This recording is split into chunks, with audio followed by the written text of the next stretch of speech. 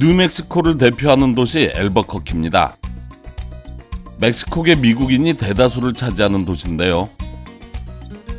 영어보다는 스페인어를 쓰는 주민들이 많은 곳으로 멕시코의 문화가 깊숙이 자리 잡고 있습니다. 앨버커키 주변의 위성 도시를 합하면 그 인구는 뉴멕시코주 전체의 절반에 가까운 숫자입니다. 2011년 블룸버그 비즈니스 위크는 앨버커키를 미국 내 살기 좋은 도시 15위로 선정한 바 있습니다. 또 2007년 통계에서는 미국에서 급성장하는 도시 6위에 올라 있기도 했습니다. 경제 전문 잡지 포브스는 2006년 미국 내 기업 또는 직장의 여건이 가장 우수한 도시 1위로 꼽았으나 2008년에는 13위로 밀려나기도 했습니다. 한때 박찬호 선수가 마이너리그 시절을 보낸 곳이기도 합니다. 미국 속의 작은 멕시코, 듀크시티, 앨버커키로 가보겠습니다.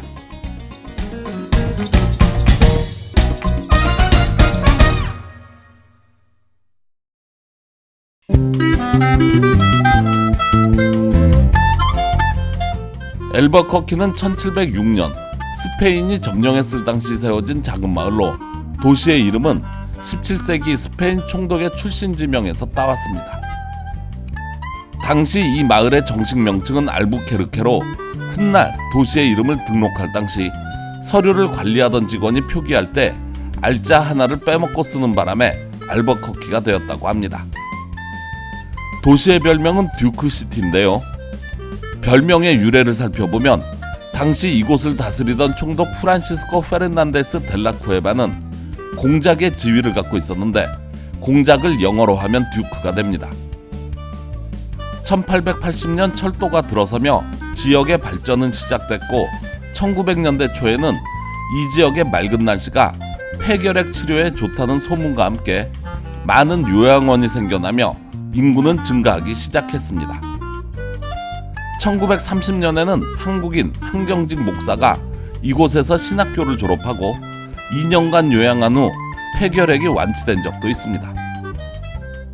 현재 앨버커키에는 적지 않은 한인들이 거주하고 있으며 한인 식품점을 비롯해 교회와 성당 등도 있습니다.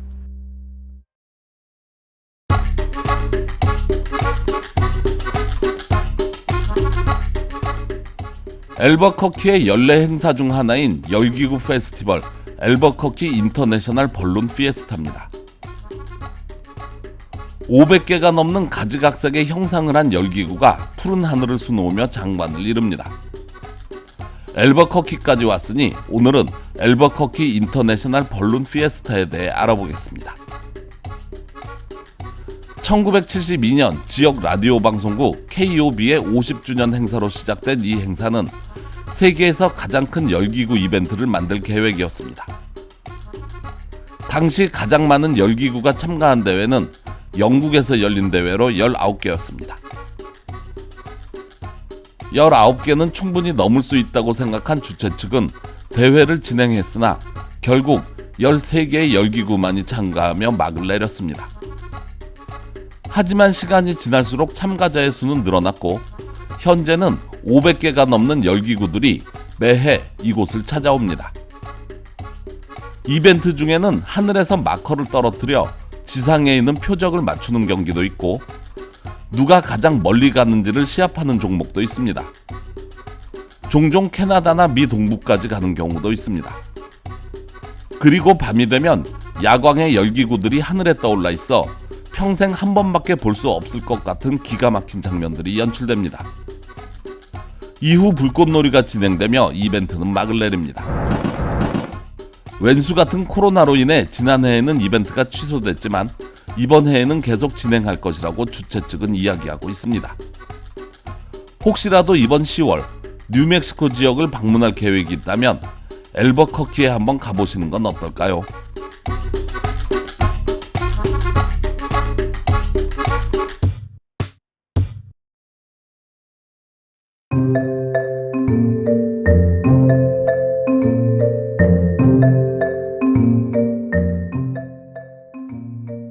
뉴멕시코 남쪽에 있는 화이트 샌즈 국립공원입니다.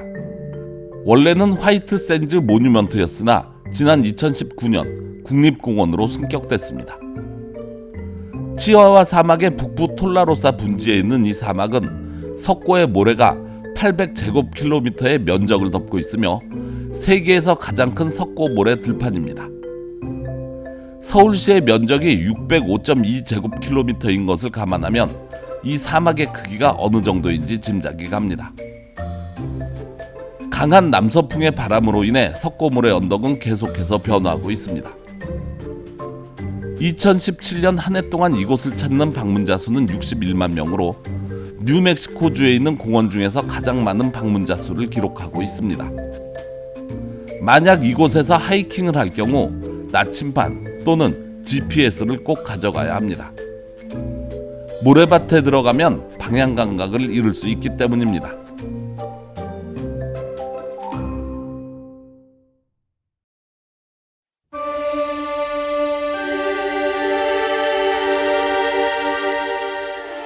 엘버커키의 역사적 유물 가운데 하나인 샌 필립 네리 성당입니다.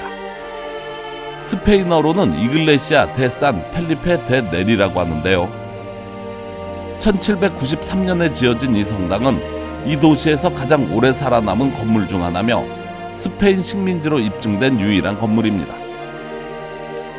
200년이 넘는 동안 있었던 보수공사와 재건축은 서로 다른 여러 시대의 건축 스타일이 혼합된 데 더해 현대 스타일의 재료까지 사용되며 다른 어디에서도 볼 수 없는 유럽풍의 건물이 되었습니다. 현재는 뉴멕시코주의 사적지로 등재되어 있습니다. 군만두는 서비스요. 오늘은 우리 동네 중국집 왕 사장님이 큰맘 먹고 봉고차에 짜장면 100그릇 실은 채 노숙자들에게 봉사를 하신다고 떠나셨는데 이를 어쩌죠? 젓가락을 놓고 가셨네요. 젓가락이 없어도 몽 감독의 군만두 영상은 계속됩니다.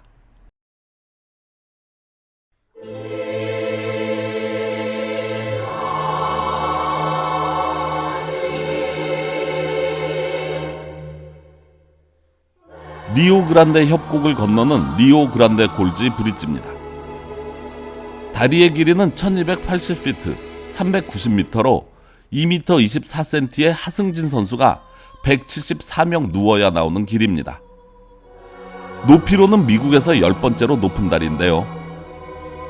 리오그란데 강에서 600피트, 182m 높이에 있어 다리 위에 올라가면 무시무시한 높이에서 보이는 끝없이 긴 강이 공포심을 자극합니다. 여기서 받는 공포는 구미호를 만난 것보다 무섭다고 합니다. 고소공포증이 있는 사람은 가지 않는 것이 좋을 것 같습니다. 그래서인지 이 다리에는 목숨을 버리는 사람들이 많이 나오는데요. 리오그란데 브릿지에서 생을 마감한 이들의 숫자를 살펴보니 2018년 기준으로 20년 사이에만 125명이었습니다. 한편 이 다리는 영화 촬영 장소로도 유명한데요. 와일드옥스, 내추럴 본킬러, 트윈스, 터미네이터 4 등 적지 않은 영화들이 이곳에서 만들어졌습니다. 여러분의 클릭 한 번이 몽 감독에게는 엄청난 힘이 됩니다. 구독과 좋아요, 댓글 부탁드립니다.